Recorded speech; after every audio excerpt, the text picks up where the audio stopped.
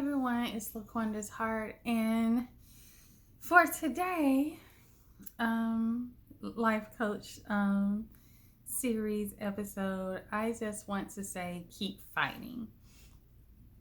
As many of you or some of you know, last year I was assaulted by someone, and I that began a saga, over a year long saga of going back and forth to court.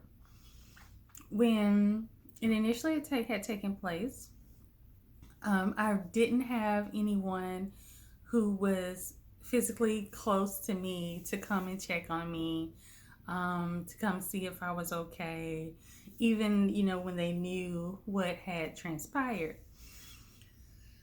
So in a lot of sense, I felt very alone in that moment. As things progressed and court date after court date after court date came about, the case kept getting continued for one reason or another, and I felt very weary. And I didn't want to do this anymore. It's like, I don't want to fight this anymore. I'm tired. I just wanted to go away. But the officer who was on the scene, she would text me. She was like, "Are you coming to court?" She would remind me, we have court. And her reaching out to me would really be the motivation that I needed, that final kick the day before court to say, okay, we got to go. We got to see this thing through. I am an individual who manages PTSD. And so the whole incident was very triggering for me. Every day leading up to court, or every night leading up to court, I would have nightmares, including this most recent court. I would have nightmares.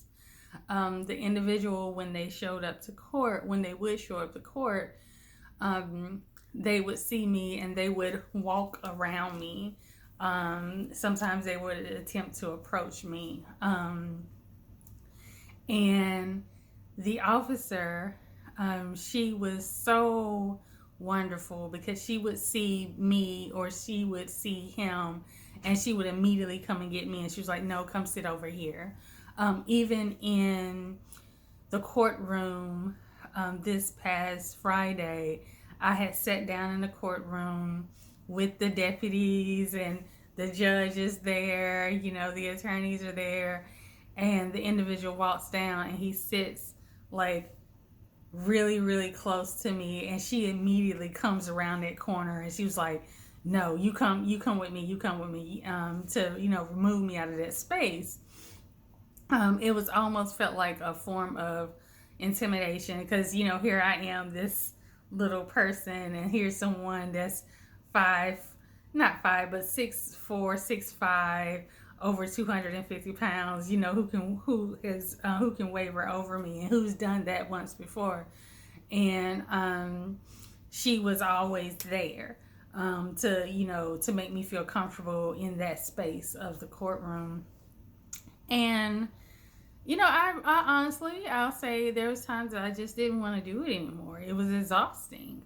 It was exhausting telling the same story over and over again. It was exhausting wondering, okay, are they going to have to issue another warrant? And this time, the individual showed, the attorney was there, everything was in place, and they pled guilty. For me, that was the most amazing thing, because it ended a year-long chapter of going back and forth and having this thing, not necessarily over me, but not having full closure and having someone held accountable for their actions. So I know that we all experience difficulties, and we all experience things that get hard as time progresses. But I encourage all of you to most definitely keep fighting. Um, sorry. Most definitely keep fighting, because you have to fight for yourself, more than anyone else would. And I'm lucky that I had an awesome, awesome officer who was fighting for me and keeping me on on on on pace. And I'm thankful and grateful for the outcome. But when you get weary in your fight, remember that you are worth that. That energy that you're putting in, you are worth that. That's your voice, your personal space, your dream, whatever it is that you're fighting for, you are 100% worth that fight and that effort. And you deserve to be victorious. And so that's what I want to leave with you today.